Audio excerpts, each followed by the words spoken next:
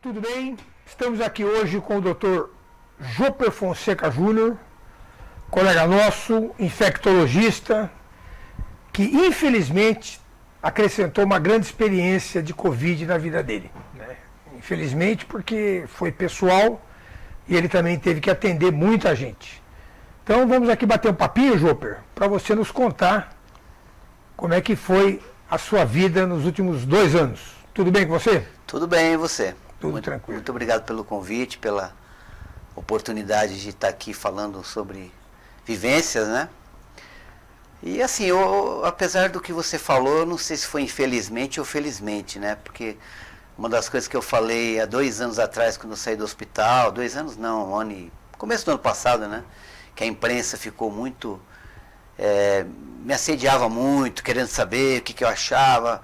Eu achava que a expectativa que eu tinha é que a gente sairia dessa vivência maior do que a gente entrou, né? É óbvio que a gente não vê a hora disso acabar, mas com certeza, tanto na esfera profissional quanto pessoal, familiar, acho que a Covid trouxe muito a acrescentar, né? Eu tive, como você disse, uma experiência pessoal. Eu inaugurei a Covid já ficando doente.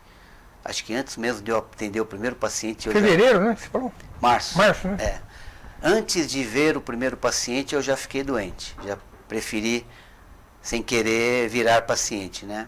Foi a pior doença que eu tive na minha vida, né? Eu tive uma infância que eu era muito... Aquela criança que vivia doente, Arteiro, resfriado e tal, gripado, mas a Covid foi, assim, destruidora para mim, né? Eu não cheguei para UTI nada, mas fui internado, fiquei um tempo dependente de oxigênio, demorei para me recuperar. E depois comecei naturalmente, né, tanto no consultório, quanto no hospital, quanto nas UTIs, me deparar com o atendimento de pessoas em diversos graus de doença, né? Mas de tudo, o que eu tenho de pior para dizer da Covid foi o fato de eu ter perdido a minha irmã, agora no dia 28 de abril, né? Coincidentemente, quando meu pai e minha mãe completavam aniversários de casamento, já tinham falecido. Então, acho que deu para vivenciar... Todos os lados. Todos os lados, né? Inclusive no ambiente público também, né? Na vigilância epidemiológica, enfim. Você trabalha tanto na Unimed quanto na prefeitura, é isso, né? Sim. Você pode vivenciar os 2 sistemas. Sim. E você acha que, do ponto de vista de atendimento, os 2 sistemas em São José, o público e o privado, são equivalentes nessa área? Sim, não tenho dúvida. A gente teve estudos até comparativos, né, do resultado do tratamento dos pacientes no hospital municipal, em níveis comparativos ao que a gente teve em nível nacional, na rede privada também, né? Então acho que São José se destacou nesse aspecto. A gente pode comparar questões de hotelaria, tal, acho que nesse ponto a gente pode ter diferença, mas em termos de acesso, de acolhimento e atendimento, acho que ninguém ficou... Eu tive experiência com a minha irmã, Sim, inclusive, né? Lógico. Que ficou no hospital municipal, que faleceu no hospital municipal, e assim, acho que não ficou devendo nada para nenhum hospital privado. A gente sabe que São José teve o menor índice de mortes por Covid dentre as cidades do estado de São Paulo, que tem mais de 500 mil habitantes. Quer dizer, Sorocaba, Guarulhos, São Paulo, Campinas, de todas essas cidades grandes, onde há sempre um grande afluxo de pacientes de outros municípios, o que agrava mais o cenário da Covid, porque obviamente pacientes mais graves vêm para cidades maiores. São José teve o menor índice de morte por Covid dentre as cidades todas. O que você destaca assim que pode ter? Por que aconteceu isso? Por que São José acabou, dentro da tragédia que foi, né, acabou se destacando como um bom atendimento público? Bom, então, assim, a cidade foi penalizada pela quantidade de pessoas, então ela não foi menos afetada, mas acabou dando uma resposta com um resultado muito positivo, no sentido de menos morte, né? E eu creio que assim, acho que é um conjunto de fatores, não é uma coisa exclusiva, mas principalmente por uma questão de a gente ter um serviço, tanto público quanto privado, que permitiu o acesso precoce das pessoas. A gente teve diversas ferramentas que foram utilizadas ao longo dos anos, no sentido de organização dos serviços. Pegando, por exemplo, no caso da Unimed, que oferecia atendimento ambulatorial com equipamentos, suporte com oxigênio, monitorização à distância. Mesma coisa o hospital público, né, onde você tinha a porta de entrada e uma vazão rápida dos pacientes. A gente não teve nenhum paciente que morreu por falta de leito. Por falta de leito no pronto-socorro, né? Então, acho que essa conjunção de fatores, acho que contribuiu para essa diferença. São José, por exemplo, foi uma das poucas cidades, se não a única, não sei se foi a única, foi das primeiras a distribuir, por exemplo, oxímetro, né? Quer dizer, o paciente passava na UBS, tinha o diagnóstico do Covid e levava o oxímetro. Até hoje, né? Até hoje, levava o oxímetro para casa, porque a gente sabe, né, você obviamente melhor que eu, da tal da asfixia silenciosa, da falta de ar silenciosa. Quer dizer, você tem já um comprometimento pulmonar, mas você não sente falta de ar, mas a sua oxigenação está baixa. Então esse controle da oximetria precoce, que junto com tudo isso que você falou, que eu estou entendendo que você está dizendo o seguinte, que justamente o atendimento precoce, né, o acolhimento precoce desses pacientes foi decisivo nesse índice de mortes mais baixo. Eu mesmo tive essa vivência, né? Eu não tinha essa percepção. Eu fiquei praticamente... No começo, né? Ninguém sabia. Eu fiquei uma semana em casa, percebia que eu ia piorando, que eu não conseguia quase andar. Né? Eu lembro que o dia que eu pedi socorro, eu fui até o banheiro e alguma coisa estranha estava acontecendo, que eu tinha uma sensação de desmaio, mas eu não tinha tosse nem falta de ar, não sentia isso. Né? Aí eu liguei para um colega, falei, olha, eu consigo sair de casa e ir até o hospital, eu não consigo nem ir até o pronto-socorro. Ele me ajudou para eu conseguir fazer internação direto. Quando eu cheguei no quarto que mediram minha saturação, eu estava saturando 88, sendo que a gente tinha como parâmetros para internação uma saturação abaixo de 92. Se eu tivesse demorado mais um dia, muito provavelmente eu não teria, talvez, conseguido chegar no hospital. Ou se chegasse, já chegaria numa situação muito deteriorada. E na UTI, nós vivemos situações em que o paciente se recusava a ser entubado, saturando 78, 75, coisa que a gente jamais imaginou que ia ter essa experiência, conversando e o paciente, não, eu estou me sentindo bem, né? E a gente acabava tendo alguma intervenção para sedar e acabar entubando o paciente, conversando, explicando para ele, porque sabia que os órgãos iam se deteriorando. Ia piorar, né? Né? Então essa política de distribuição de oxímetro, que existe até hoje, graças a Deus, hoje a gente acho que tem menos de 30 pessoas com oxímetro sendo utilizados, sendo que no auge da segunda onda, acho que mais de 2.000 oxímetros estavam sendo utilizados. Em campo, né? Eu acho que isso foi fundamental. As pessoas terem essa monitorização, é um meio de você evitar que a pessoa fique indo também. Piore mais também. Não, né? E que fique indo no pronto-socorro. Sem necessidade. Para fazer avaliação. Então acho que isso foi uma ferramenta bastante útil, com certeza. Bom. E como é que nós estamos agora, Joper? Como é que você está vendo o nosso cenário agora? Quer dizer, 2021, né, foi pior que 2020, mas, bem ou mal, como a gente já falou, ninguém ficou na rua, né, sem assistência. Eu acho que isso, como cidadão, me sinto confortável nessa situação, no sentido de saber que a nossa cidade conseguiu, com esse envolvimento de tanta gente, né, e você é uma dessas pessoas. Eu não comentei, mas eu procurei o Joper várias vezes ao longo dos últimos 2 anos para nos assessorar no Hospital de Olhos, para nos assessorar com amigos. Então, o pessoal das doenças infecciosas foi muito solicitado.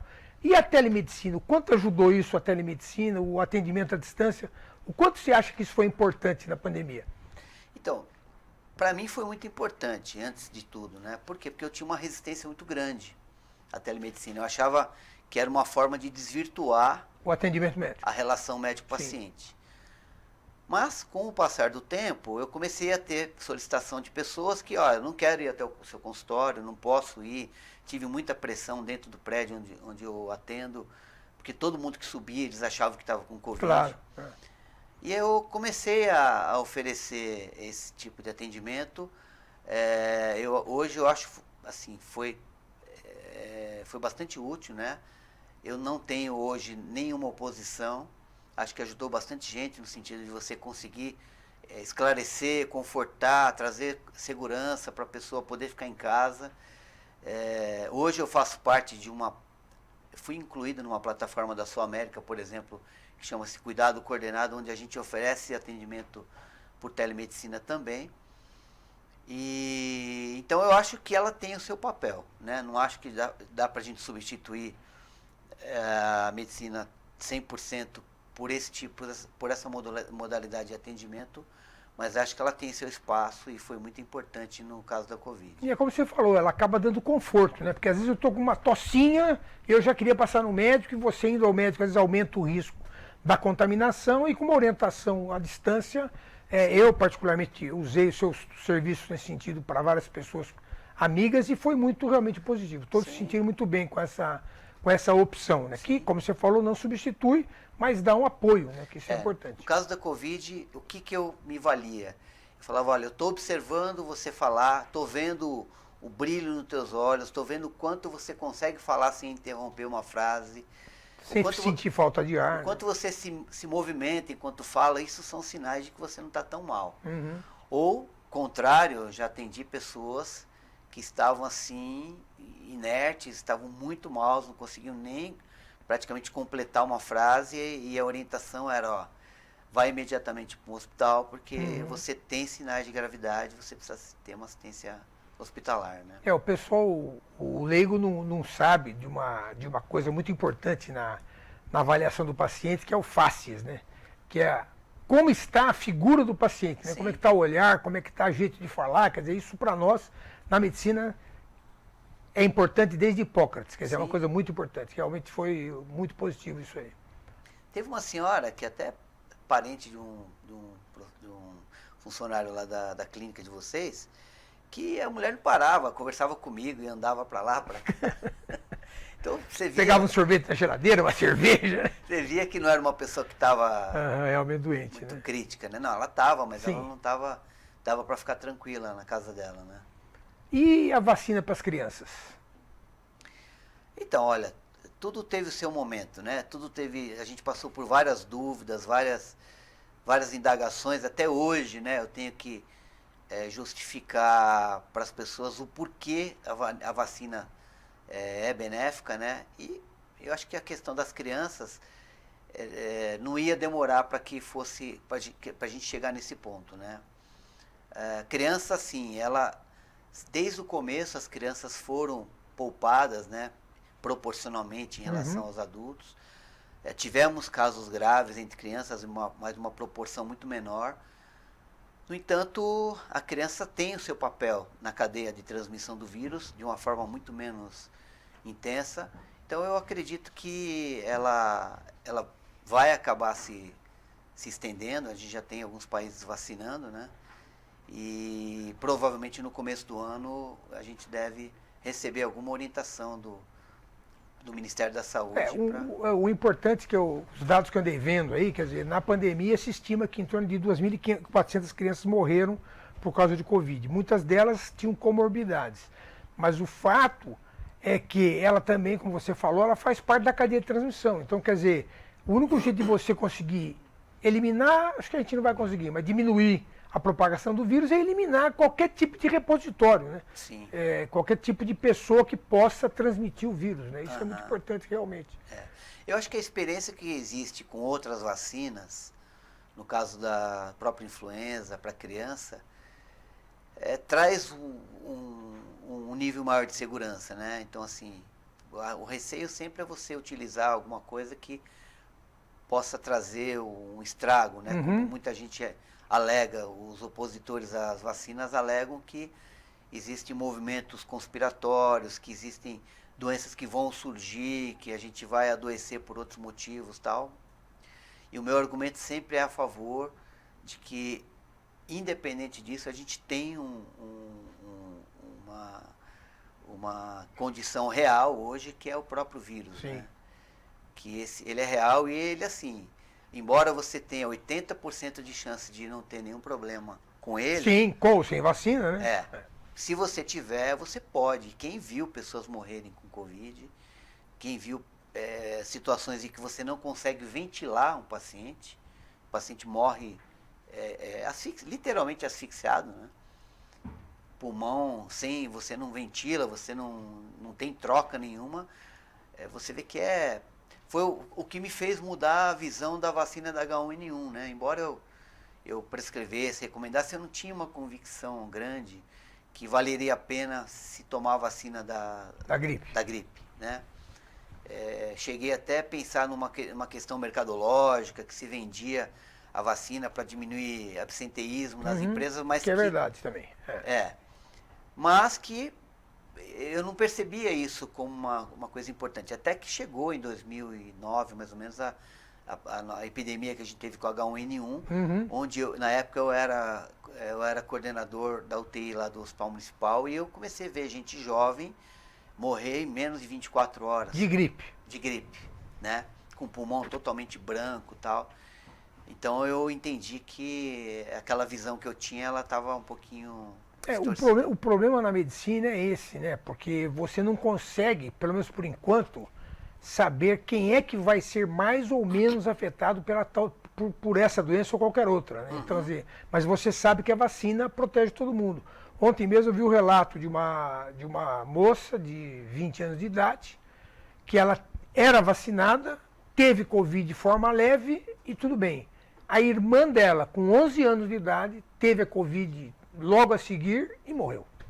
Quer dizer, não há justificativa para você perder uma criança por uma doença que tem uma vacina. Sim. E é isso que as pessoas não entendem. A vacina não elimina que você vai ter a doença. Até não elimina que você vai morrer pela doença, mas a sua chance é muito menor. Quer dizer, hoje, praticamente mais de 90% das pessoas que estão internadas em UTIs são pessoas não vacinadas. Isso no mundo todo está assim. Né? Tem pessoas que de fato acabam evoluindo mal, apesar da vacina. Sim, claro. Né? Mas por questões particulares e individuais. Mas quando a gente olha os dados aqui da região, daqui de São José, a proporção de pessoas que faleceram com duas, agora estamos monitorando a terceira dose também, mas com 2 doses de todas as vacinas, o índice de pessoas que vieram a adoecer e que vieram a falecer é muito baixo. Muito baixo. Né? Então, nesse sentido, eu vejo dificuldade de contestar, né? Isso aí realmente é um dogma, né? Porque você não consegue, você tem os dados todos, só aquela experiência lá em Serrana com a Coronavac, os caras derrubaram as mortes em 15 dias. A experiência no Brasil todo está assim, quer dizer, quem derrubou a Covid foi a vacina. E aí, pode liberar geral? Então, o problema é que a gente está vivendo de novas notícias, né?